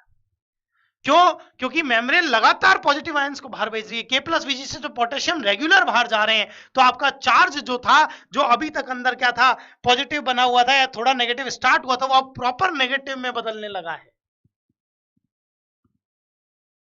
समझ में आ गई बात। और ये K+ क्या करेगा, रीस्टोर करेगा, क्योंकि आपका कर्व जो पीक पे पहुंच गया था, वो कर्व वापस क्या आएगा, अब नीचे आएगा, और नीचे आएगा तो रीपोलराइजेशन अगेन पोलराइज स्टेट में जाएगी, और कहां जाएगी, आपके -70 को फिर से क्या है, मेंटेन करना पड़ेगा इसको। तो एक तरह से आरएमपी को मेंटेन करेगी वापस से, अब वापस से आरएमपी को रिस्टोर किया जाएगा। अब कहानी क्या है, देखो ये कहानी क्या है, ये कर्व देखो, ये तो क्या है, ये आपकी पीक वैल्यू है, वही एक्शन पोटेंशियल जिसको आपने बोला। यहां से क्या हुआ, यहां से आपके K+ गेट्स ओपन हो गए, और ये क्या हो गया, नीचे जाने लगी वैल्यू, माइनस में जाने लगी। ये देखो, ये माइनस, ये वापस से क्या किया इसने, -70 मिलीवोल्ट का रिस्टोर कर दिया, किसको, आरएमपी को। अब बोलोगे सर आरएमपी तो K+ की वजह से थोड़ी होता है Na+ की वजह से। बिल्कुल Na+ की वजह से होता है, और इसके आगे सोडियम पोटेशियम पंप चल के यही कंडीशन वापस आने वाली है। लेकिन अभी जो वैल्यू आई है वो वापस कहां पे आ रही है, नीचे ही तो आ रही है माइनस में, तो -70 मिलीवोल्ट डेवलप तो हो रहा है ना। तो इसलिए एक तरह से क्या हुआ, वही आरएमपी के लेवल को क्या है, रिस्टोर किया जा रहा है। ये रिपोलराइजेशन है। इसमें K+ VGC ओपन होंगे, K+ के बाहर जाने की वजह से अंदर नेगेटिव चार्ज बढ़ेगा और बाहर क्या बढ़ेगा, पॉजिटिव चार्ज बढ़ेगा। तो कंडीशन क्या होगी, अब वापस से रिवर्स होगी, जो पुरानी वाली कंडीशन फिर लौट के आ रही है। समझ में आ गई बात। तो ये K+ VGC है, ये आपका ग्राफ जो आपको दिखा रहा है इस पर्टिकुलर स्टेज को। यहां से आगे की कंडीशन बताइए मैंने यहाँ पे। तो हुआ क्या इस स्टेज में, देखिए रिपोलराइजेशन फेज कंटिन्यू है यहाँ पे। ठीक है, तो ये दोनों ही स्टेज आपको क्या दिखा रही है, 3 नंबर को दिखा रही है, 3 नंबर फेज आपकी रिपोलराइजेशन को। K+ outflows continues as more K+ ion leaves the neuron, more negative charges build up along inside surface of the membrane. इसको और इसको कंपेयर करो, ज्यादा नेगेटिव चार्ज यहाँ बिल्डअप हो रहा है। K+ outflow eventually restore resting membrane potential, RMP के लेवल को फिर से इसने क्या है, रिस्टोर किया है। Na+ channels inactivation gates open, inactivation gate अभी ओपन हुआ है, लेकिन अभी भी Na+ का, क्योंकि एक्टिवेशन गेट तो अभी भी क्लोज्ड है, वो तो बाद में डेवलप होंगे जब आपको स्टिमुलस मिलेगा। Return to resting state when K+ gates close. जब ये K+ गेट क्लोज हो जाएंगे तो ये रिटर्न हो जाएगा वापस से किस पे, इसी स्टेज पे, रेस्टिंग स्टेट पे। अब रेस्टिंग में वापस से वही सोडियम पोटेशियम पंप चला के मेम्ब्रेन फिर तैयार करेगी खुद को। वो कहानी तो चल ही रही है, कंडक्शन दिखा रहे हैं एक पर्टिकुलर सेट में। अब एक बात देखो, ये तो कहानी वापस लौटेगी, इसीलिए हमने क्या करा, ये एरो में, ये एरो से कहां गया, रेस्टिंग स्टेट से डिपोलराइजेशन में गई है। फिर ये एरो डिपोलराइजेशन से किसको दिखा रहा है, रिपोलराइजेशन को। ये एरो फिर से रिपोलराइजेशन में ही चल रहा है। तीसरी और चौथा एरो क्या दिखा रहा है, आपका रिपोलराइजेशन फेज अब किस में जाएगा, वापस से रेस्टिंग स्टेट में। लेकिन कभी कभी एक और कंडीशन देखने को मिलती है। मैं एक और कर्व बना रहा हूं यहाँ पे, एक और कर्व यहाँ पे मैं बना रहा हूँ, उसको देखिए। इसमें क्या है, बिल्कुल सेम टू सेम कर्व रख रहा हूं मैं यहाँ पे। ये क्या है, -70 मिलीवोल्ट, ये आपका 0 मिलीवोल्ट, ये मिलीवोल्ट वाली वैल्यू है, ये अलग है कर्व। और ये क्या हो गया आपका, +30 मिलीवोल्ट। ठीक है, अब कहानी देखो ये टाइम के रेस्पेक्ट में, देखो कहानी देखो इसमें क्या होती है। अभी तक जो आपका कर्व चल रहा था, स्टार्टिंग ये फेज आरएमपी वाली, और ये आपका पीक गया। ठीक है, ये आपका पीक गया। पीक से क्या हुआ, इस पीक वाली वैल्यू से ग्राफ कहाँ आया आपका, फिर से नीचे आया, किस पे, आरएमपी पे, और आरएमपी पे आ गया। ये तो कंडीशन अभी तक की जो आपने पढ़ी है, सेम टू सेम ग्राफ है दोनों। लेकिन अब क्या हो रहा है, अब सुनिए, कभी कभी क्या ऐसा भी होता है, क्योंकि आपके जो पोटेशियम VGC है वो एक्चुअल में स्टार्टिंग भी इनकी, ओपनिंग भी इनकी धीरे होती है और क्लोजिंग भी बहुत स्लो होती है। इसलिए कभी कभी ऐसा भी होता है कि K+ वापस अंदर क्लोज होते होते भी काफी आयन और अंदर चले जाते हैं, तो जो -70 का लेवल था उससे भी ये कहां चल जाता है, नीचे चला जाता है। ठीक है, इसी ये जो नीचे गया है, ये जो लेवल है आप देखो, इसका लेवल क्या हुआ है, इसका लेवल और डाउन चला गया है। यही जो डाउनफॉल है इसी को क्या बोलते हैं आप, हाइपर पोलराइजेशन स्टेट। ये आपकी नंबर 4 स्टेप। तो एक्चुअल में जो K प्लस आपका कंटिन्यूज है वहां नीचे जाते जाते वो -70 तक पहुंचने के बाद भी अगर और अंदर चला गया, ठीक है, और बाहर निकल गया वो K प्लस, तो उस कंडीशन में क्या हो जाएगी, मेम्ब्रेन आपकी बहुत ज्यादा नेगेटिवली चार्ज हो जाएगी, ठीक है, नेगेटिव पोटेंशियल ज्यादा डेवलप हो जाएगा। इसी कंडीशन को बोलते हैं आपका हाइपर पोलराइज्ड होना मेम्ब्रेन का। तो जो वैल्यू अब -70 मिलीवोल्ट थी वो अब कहां पहुंच गई, और भी अंदर पहुंच गई है, कितनी, -80 टू -90 मिलीवोल्ट, इतना ज्यादा नेगेटिव में चले गया, और भी ज्यादा पोलराइज्ड हो गई है मेम्ब्रेन। तो उस कंडीशन को बोलते हैं आपका हाइपर पोलराइजेशन स्टेट, ठीक है। तो ये वही 4 स्टेप है जो मैंने पीछे डिस्कस किए थे ऑन एन एवरेज वाले, ठीक है, इन्हीं को हमने डिस्कस किया है। अभी मैं एनसीईआरटी वाला भी डिस्कस करूंगा, जो एनसीईआरटी में आपको इलेबोरेट कर रखा है, वो एक मेम्ब्रेन का जो बात कर रखी है वो उनको भी मैं इलेबोरेट करूंगा अभी। लेकिन अभी जानना, मैं पहले इसको बताया मैंने आपको एक पर्टिकुलर चैनल पे क्या हो रहा है कंडक्शन के टाइम पे, ठीक है। अब एक बार आपकी आरएमपी की वो थ्योरेटिकल सपोर्ट ले लेते हैं। जो आपको बताया था आरएमपी में मेम्ब्रेन का नेचर होता है क्या, सेमी परमिएबल मेम्ब्रेन जो होती है उसका पर्टिकुलर नेचर है, मोर परमिएबल होती है किसके लिए, पॉजिटिव चार्ज के लिए as compare to negative charge के। आरएमपी को डेवलप करने का तरीका है, plasma membrane of muscles and nerve cell have a special feature in positive charge. Positive charge में भी उनका स्पेशल फीचर है, वो किसके लिए ज्यादा परमिएबल है, K प्लस आयन के लिए। K plus ion positive charge के लिए नेगेटिव चार्ज से ज्यादा परमिएबल है, और उसमें भी K प्लस आयन के लिए Na प्लस आयन के कंपेयर में ज्यादा परमिएबल है, लगभग 20/1। ये रेशो ऐसे है बेटा, K प्लस पहले लिखा हुआ है, 20/1 का रेशो है, ठीक है, 20/1 इतना ये परमिएबिलिटी और ज्यादा हो जाती है, इतनी ज्यादा परमिएबिलिटी। अब इन सब में मेम्ब्रेन में every cell has a voltage gate channel, VGC की जो हम बार बार बात कर रहे हैं, through which a particular specific mineral enters in cytoplasm, जिसके थ्रू एक पर्टिकुलर मिनरल कहां जाता है, साइटोप्लाज्म में जाता है। अब ये कंडीशन ये कोई सा भी हो सकता है, चाहे आपका Na प्लस VGC है तो वो Na प्लस के लोकेशन को वो Na प्लस की मूवमेंट को कंट्रोल करेगा। ऐसे ही आपका K प्लस VGC है तो वो आपका पर्टिकुलर K प्लस के मूवमेंट को कंट्रोल करेगा। ऐसे आपके Ca प्लस प्लस VGC है तो वो क्या करेगा, आपके Ca प्लस प्लस को कंट्रोल करेगा। अब डिफरेंट मिनरल्स का डिफरेंट VGC, ठीक है। तो एक्चुअल में ये जो डेवलप हो रहा है ये सिस्टम, ये मेम्ब्रेन क्यों पॉजिटिव आयंस को बाहर रखती है, नेगेटिव आयंस अंदर क्यों रहते हैं, क्योंकि कई सारे रीजन हो जाते हैं। मेनली रीजन एक तो अनइक्वल डिस्ट्रीब्यूशन है आपके चार्जेस का, बाहर पॉजिटिव ज्यादा है, ठीक है, आपका जो मेनली अंदर की तरफ क्या है, नेगेटिव एनायंस के लिए वो नियरली इम्परमिएबल है मेम्ब्रेन, इसलिए एनायंस ज्यादा है अंदर। दूसरा पोटेशियम आयन के लिए वो जो आपके सोडियम आयन है उनको डेवलप करवा रही है बाहर भिजवा के। तो एक तरह से क्या हो रहा है, एक तो ये अनइक्वल डिस्ट्रीब्यूशन है इनका, ठीक है। दूसरी बात, आपके VGCs भी K प्लस के ज्यादा होते हैं as compare to Na plus के। K प्लस के VGCs ज्यादा मिलते हैं इस मेम्ब्रेन में as compare to Na plus के, इसीलिए K प्लस ज्यादा बाहर जाता है, पॉजिटिव चार्ज ज्यादा बाहर भाग रहा है। दूसरी बात एक ये भी, आपका जो एटीपेस पंप है, सोडियम एटीपेस पंप, जो मेजर रीजन है इस अनइक्वल डिस्ट्रीब्यूशंस को, चार्जेस को डेवलप करने का, सोडियम VGC,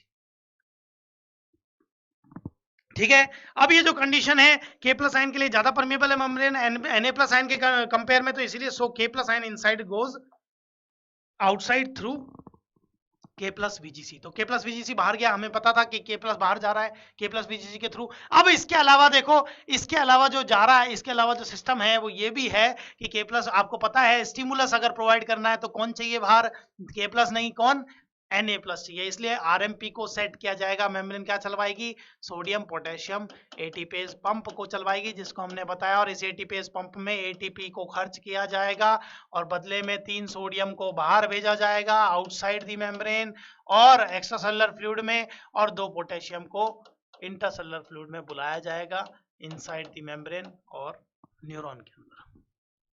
समझ में आ गई बात। तो ये कहानी आपका वही थ्योरेटिकल सपोर्ट जो RMP मैंने बताया, जो रेस्टिंग स्टेट में जो कंडीशंस हैं, ठीक है। उसके बाद हमने आपको डिपोलराइजेशन फेज भी दिखाई जो आपकी एक्टिव स्टेट थी, एक्साइटेड स्टेट। उसके बाद हमने रिपोलराइजेशन अगेन रेस्टिंग स्टेट की भी बात की, और कभी कभी के जो टाइम पीरियड में आपका हाइपर पोलराइजेशन जो देखने को मिलता है उसकी भी हमने बात की। ठीक है, अब हम इन VGCs को, ये चैनल्स को देखते हैं एक्चुअल में चैनल है क्या। ठीक है, चैनल्स का वोल्टेज गेट चैनल जो है डिफरेंट डिफरेंट टाइप के, उनको हम डिस्कस कर रहे हैं कि उनकी कब ओपनिंग और क्लोजिंग होगी, क्योंकि इनके बेस्ड क्वेश्चंस बहुत पूछे जाते हैं, बहुत आसान से हैं क्योंकि आपको ये सब चीजें उसमें ही मिल गई होंगी।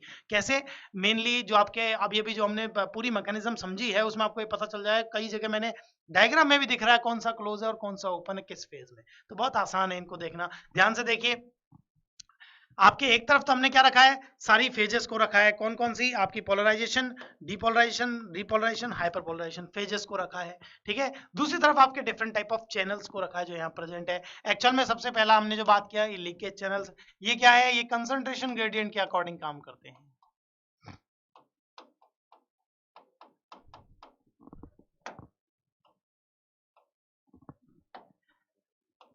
कॉन्सेंट्रेशन ग्रेडियंट के अकॉर्डिंग मूवमेंट करेंगे, और इसमें होगा क्या, हाई टू लो मूवमेंट होगी, जो नेचुरल प्रोसेस है, कोई अलग नहीं है। हाई जो कंसंट्रेशन जहां हाई होगी वहां से लो की तरफ जाएंगे आयंस। ठीक है, तो ये तो लीकेज चैनल है कि हर जगह ओपन रहते हैं, हर फेज में सब में ओपन है। ठीक है, उसके बाद आपका जो दूसरे टाइप ऑफ चैनल है वो कौन से हैं, ये वाले VGCs, वोल्टेज गेटेड चैनल। और मैंने क्या बताया, ये कब काम करेंगे आपके, जब पोटेंशियल डिफरेंस में चेंजेस आएंगे,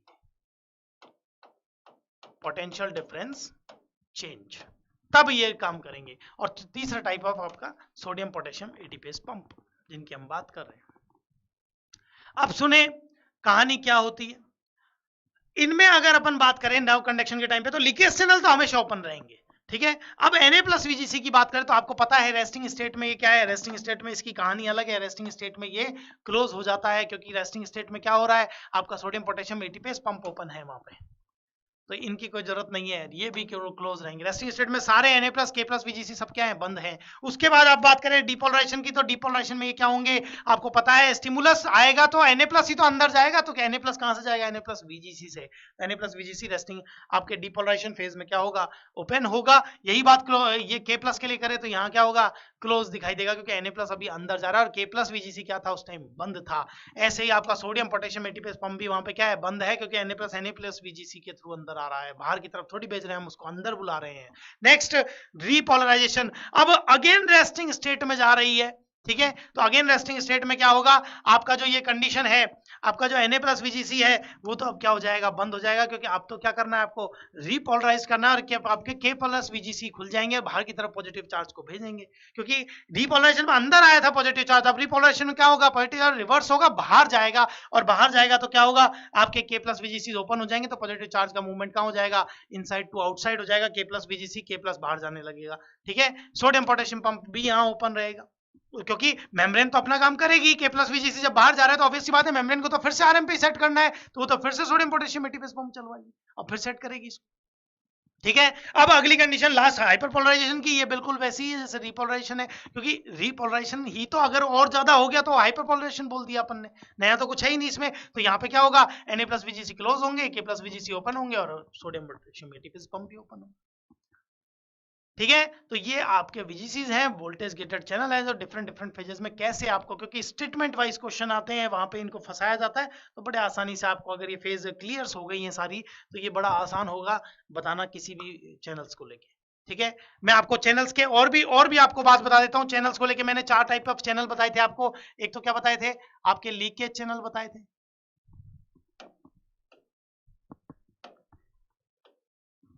एक सेकेंड, 4 टाइप्स ऑफ चैनल मैंने डिस्कस किया आपको।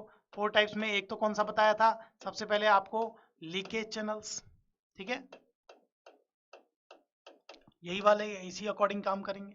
ठीक है, दूसरा आपको कौन सा बताया था, एक आपके वोल्टेज गेटेड चैनल।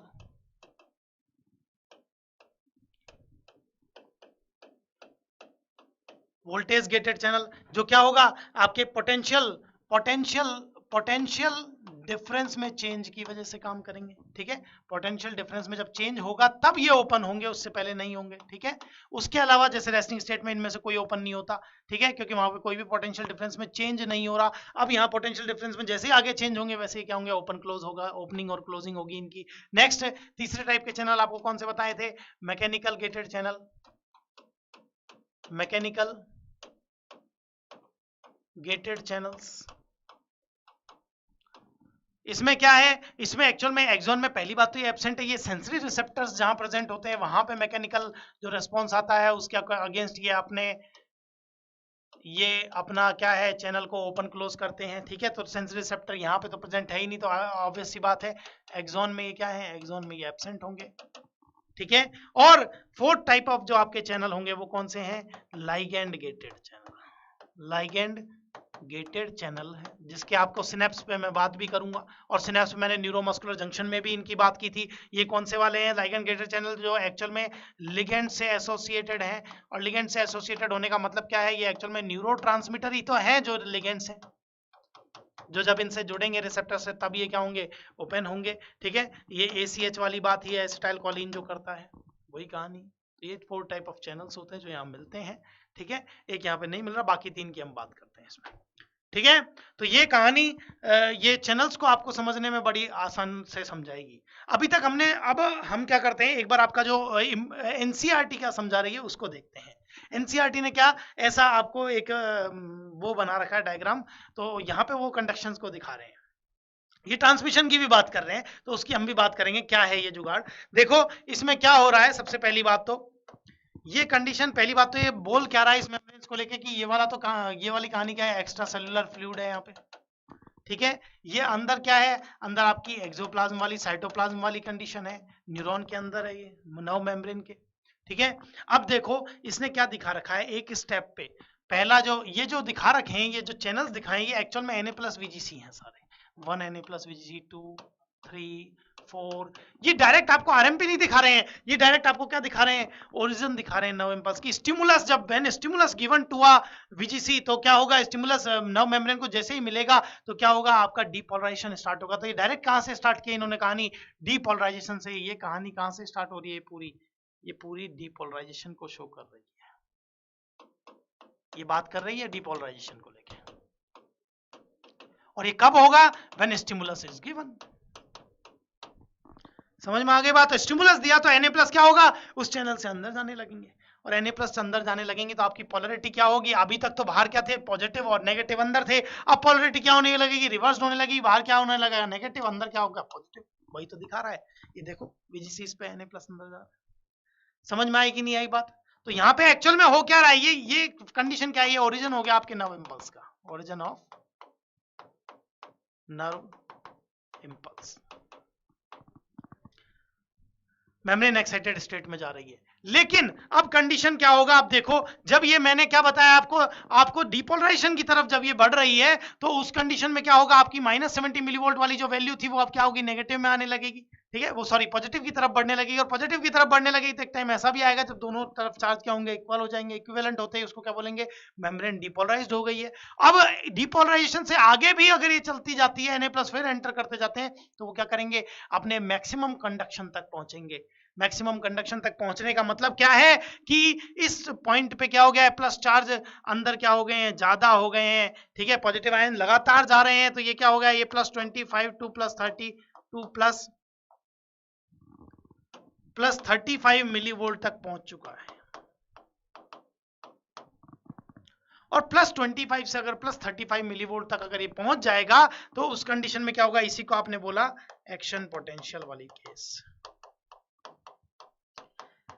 अब देखो जब एक्शन पोटेंशियल वाला केस आएगा, पीक पे पहुंच जाएगा, ओवरशूट वाली कंडीशन हो जाएगी, ये जो पीक आपको पकड़ लिया आपने, पीक पहुंच गया ये चैनल, तो ये करेगा क्या, एक्चुअल में हमने तो एक चैनल पे बताया कि क्या हो रहा है, ठीक है, आगे रिपोलेशन में जाएगा, वो सारी फेज कंटिन्यू है, लेकिन अब ये क्या है, पूरे फाइबर को देख रहे हैं अपन। तो देखो ये कौन सी साइड थी अपनी, फर्स्ट साइड, ये कौन सी थी सेकंड साइड, ये कौन सी थी थर्ड साइड, ये साइड्स हैं, ये अलग अलग VGCs हैं। तो ये एक्चुअल में जब इतना पॉजिटिव चार्जेस अंदर चले जाएंगे तो बाहर क्या हो गया, नेगेटिव चला जाएगा, नेगेटिव हो जाएगा, और अंदर की तरफ क्या है, पॉजिटिव चार्ज। अब ये जो नेगेटिव चार्ज है वो एक्चुअल में इस पॉजिटिव चार्ज को क्या करेगा, अट्रैक्ट करेगा। क्या हो रहा है, ये क्या कर रहे हैं, attract the second NaVGC, sodium gated voltage gate channel जो है सेकंड वाला, उसको भी क्या करेगा, अट्रैक्ट करने लगेगा। देखो सेकंड साइड को ये अट्रैक्ट कर रहा है। ये जो माइनस चार्ज बाहर है, वो बाहर वाले इसके पास वाले जो VGC, नियरेस्ट जो VGC है, उसको क्या करेगा, अट्रैक्ट करने लगेगा। ऐसे ही पॉजिटिव चार्ज जो है वो इसको अट्रैक्ट करने लगेंगे। तो पॉजिटिव फ्लो में क्या होगी, करंट आगे बढ़ेगी, बढ़ेगी कि नहीं बढ़ेगी। तो कहानी क्या हो रहा है इस कंडीशन में, जो आपका ये जो attract the second NaVGC and provide threshold stimulus, इसने क्या प्रोवाइड कर दिया, इसको थ्रेशोल्ड स्टिमुलस प्रोवाइड कर दिया। थ्रेशोल्ड स्टिमुलस प्रोवाइड करने का मतलब क्या है, थ्रेशोल्ड स्टिमुलस जो प्रोवाइड हो गया है, अगर इस पे तो आ ही रहा था वो थ्रेशोल्ड स्टिमुलस और Na प्लस अंदर जा रहा था, और ये एक्टिव स्टेट में आ गई थी, मतलब एक्साइटेशन शो कर रही थी नाउ, और ये वाला VGC भी अब क्या होगा, इसको भी क्या मिल गया है, थ्रेशोल्ड स्टिमुलस मिल गया है, तो ये भी क्या हो जाएगा, ओपन हो जाएगा। तो कंडीशन क्या होगी, यहां से भी आपका Na प्लस अंदर जाने लगेगा। तो थर्ड स्टेज जो उन्होंने नहीं दिखाई है, हम दिखा देते हैं उसको। उस कंडीशन में क्या होगा, ये आपका सेकेंड NaVGC, ये आपका थर्ड NaVGC। तो कंडीशन क्या होगी, देखो, ठीक है। तो ये तो फर्स्ट, ये सेकंड, ये थर्ड, ये NaVGCs हैं। अभी तक क्या हो रहा था, आपका ये वाला स्टेट क्या था, प्लस माइनस था, और ये किसको अट्रैक्ट करता है, दूसरे को, इसको भी थ्रेशोल्ड स्टिमुलस मिल गया, तो ये भी क्या हो जाएगा, ओपन हो जाएगा, और यहां से क्या जाने लगेगा, आपकी Na प्लस अंदर जाने लगेगी। Na प्लस का मूवमेंट वहां से भी कहां होने लग गया, अंदर होने लग गया है। मतलब क्या हो गया है, ट्रांसफर हो गया है दूसरे VGC पे। अब यहाँ क्या होगा, पीछे वाले पे क्या होगा उस टाइम, क्योंकि पीछे वाला अब आगे ट्रांसफर हो चुका है, ये ट्रांसमिशन उसने तो कंडक्शन कर दिया अपना मैक्सिमम, और इसने आगे ट्रांसफर कर दिया। तो पीछे क्या होगा, पीछे से मैं ऐसे पीछे क्या चला जाएगा, पीछे रिपोलराइजेशन में चला जाएगा नर्व, क्योंकि आगे जा चुका है मैसेज। तो पीछे क्या होगा, पीछे की तरफ रिपोलराइजेशन स्टार्ट हो जाएगा। रिपोलराइजेशन में होता क्या है, आपके K प्लस VGC खुल जाएंगे, और K प्लस VGC के खुलते ही पॉजिटिव आयंस कहां चला जाएगा, बाहर चला जाएगा, पॉजिटिव चार्ज, नेगेटिव चार्ज अंदर आ जाएगा। जबकि यहाँ पे क्या था, नेगेटिव बाहर, पॉजिटिव अंदर। ये क्या है, ये वही कहानी है, पॉजिटिव चार्ज नेगेटिव अंदर। अब देखो, अब जो कंडीशन पहले वाली साइड पे हुई थी, जो वही कंडीशन दूसरी वाली साइड पे नहीं थी अभी तक, लेकिन अब इसने जो अट्रैक्ट किया है, जो थ्रेशोल्ड स्टिमुलस मिला है, NaVGC ओपन हो गए हैं, Na प्लस यहां से एंटर होने लग गया है, उसने क्या किया, सेकंड वाले पे भी क्या कर दिया, रिवर्स कर दी पोलरिटी, और ये चार्ज यहां से फुदक के कहां चला गया, अगले VGC पे। तो ये क्या हो रहा है, ये है कंडक्शन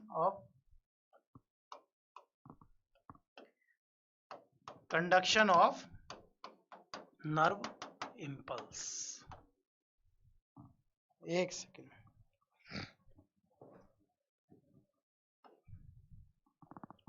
समझ में आई कि नहीं आई कहानी। तो ये आपकी NCERT ने समझाया है, जो NCERT के सेक्शन में है, ठीक है। तो बहुत आसान सी बात है, उतनी टिपिकल नहीं है, बस ध्यान से समझने की जरूरत है हर एक फेज को। अब यहाँ पे वही कहानी चलेगी, वो आपकी रिपोलराइजेशन, वही आगे हाइपरपोलराइजेशन, वो केसेस बनते हैं अलग अलग, ठीक है, रिपोलराइजेशन में चला जाएगा पीछे।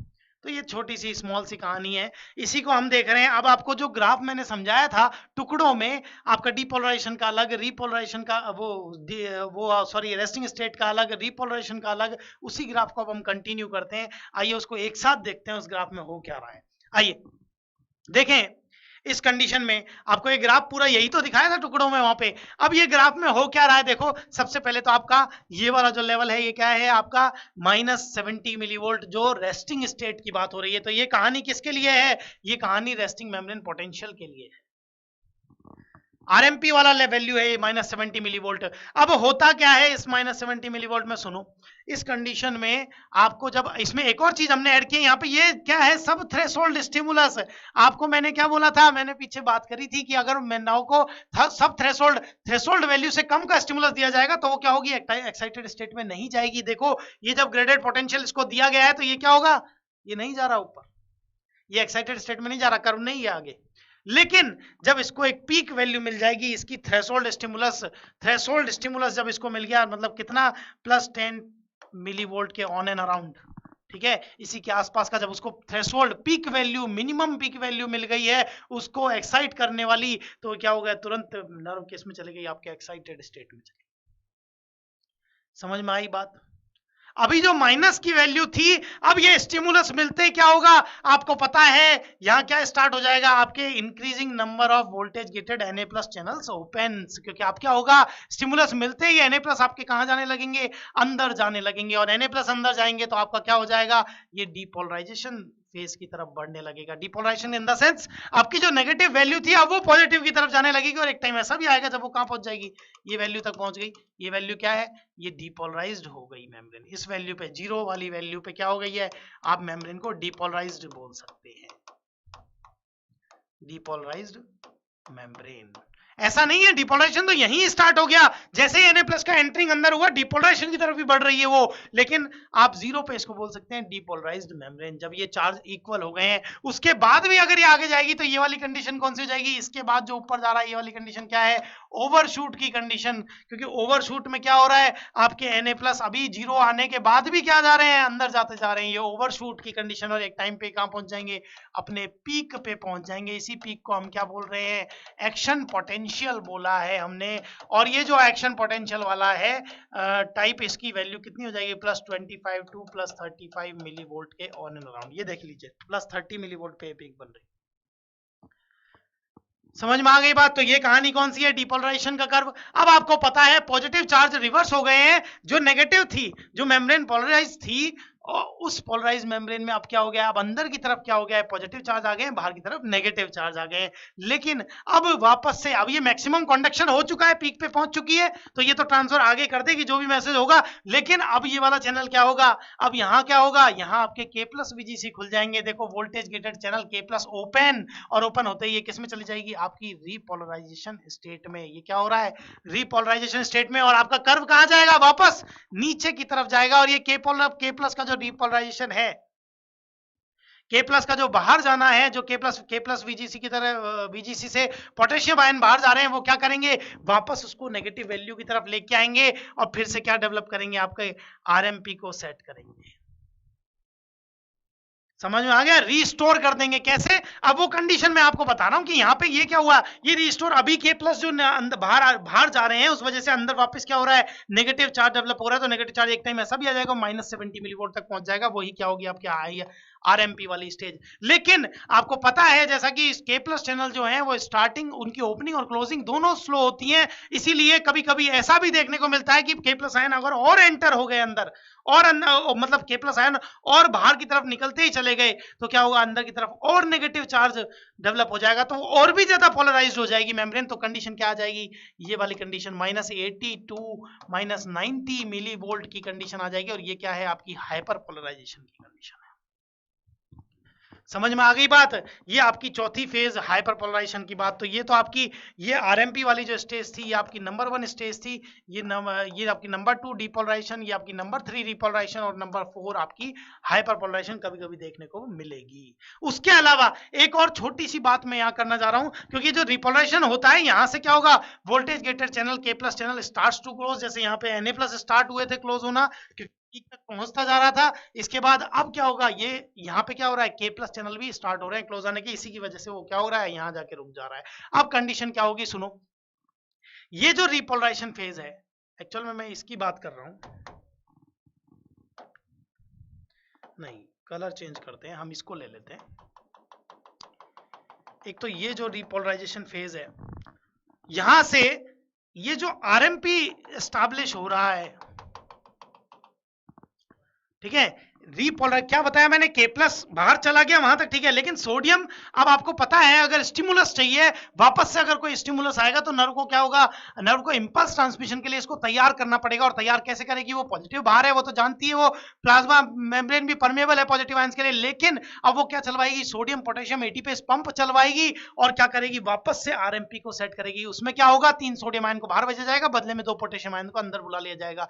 क्यों, क्योंकि उसको पॉजिटिव चार्ज तो डेवलप करना है वहां पे, लेकिन किसकी वजह से करना है, Na+ की वजह से। इसलिए वो जो टाइम है इस RMP को सेट करने में, जो ये टाइम ले रही है मेम्ब्रेन, ठीक है, ये जो टाइम इसको सेट करने में लिया जा रहा है, इसी को बोलते हैं आपका रिफ्रैक्टरी पीरियड। क्या बात करी मैंने,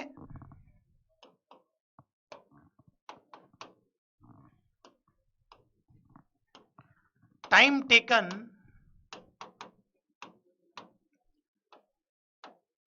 by the time taken by the membrane to establishes RMP, to re-establish RMP due to Na+, इसी को आप क्या बोलते हैं, रिफ्रैक्टरी पीरियड के नाम से जानते हैं। समझ में आ गई बात? तो ये जो कहानी है, ये हमने सारी फेजेस को यहाँ पे एंडल्स किया है, और जो आपका अलग अलग टुकड़ों में जो मैंने ग्राफ समझाया था वो अब एक साथ है पूरा। समझ में आ गई कहानी? तो ये सारी कहानियां जो हमने डिस्कस की एनसीईआरटी की भी, क्या चाहे वो चैनल्स की बात की हमने, चाहे ये बात की हमने ग्राफ को लेके, चाहे हमने टुकड़ों में हर एक फेजेस को समझा, ये सारी बातें आपको नर्व कंडक्शन को ही बार बार क्लियर किया है हमने, ठीक है, ताकि आपको एक एक चीजें, एक एक फेज बिल्कुल प्रॉपरली क्लियर्ड हो। ठीक, अब हम बात कर रहे हैं रिफ्रैक्टिव पीरियड को, एक बार थ्योरेटिकल पॉइंट ऑफ व्यू से भी देख लेते हैं क्या बात है, क्योंकि एक्चुअल में ये जो कंडीशन है रिफ्रैक्टिव पीरियड वाली, इसमें हो क्या रहा है, आफ्टर रिपोलराइजेशन, मतलब रिपोलराइजेशन के बाद a nerve membrane does sodium potassium pump in which 3 sodium sent outside and 2 K+ brought inside, this pump continuous till the RMP becomes due to Na+। RMP किसके वजह से डेवलप ना हो जाए, Na+ की वजह से। वापस से पोटेशियम को अंदर बुलाया जाएगा और सोडियम को बाहर भेजा जाएगा, वही सोडियम पोटेशियम एटीपी पंप के थ्रू, एटीपी का यूटिलाइजेशन करके। तो इस the time taken after repolarisation to establish RMP due to Na+ is called refractory period, and only after this period a nerve fibre is ready to taken another impulse. मैंने क्या बोला आपको कि stimulus अगर फिर से आ गया तो नर्व मेम्ब्रेन को तो रेडी रहना पड़ेगा ना अगला स्टिमुलस कंडक्शन करने के लिए, नर्व का इम्पल्स को ट्रांसफर करने के लिए, इसीलिए वो ये वापस से सारी प्रोसेस चल रहा है। तो उन्हीं के बीच का वो पीरियड है ये, जो मैंने ग्राफ में आपको डिनोट करके बताया, ठीक है। तो इतनी ही बात आपके नर्व कंडक्शन से, ठीक है। आज के लेक्चर में भी हम इतना ही रखेंगे, और ये सारी चीजें आपको आराम से आपके जो नर्व कंडक्शन का सिस्टम है उसको प्रॉपरली क्लियर करेंगे, ठीक है। तो बेटा बहुत ऐसा लगता है, बहुत टिपिकलिटी है इसमें, लेकिन है नहीं, बहुत सिंपल सिंपल सा है कि पहले वो पोलराइज्ड स्टेट में थी, ठीक है।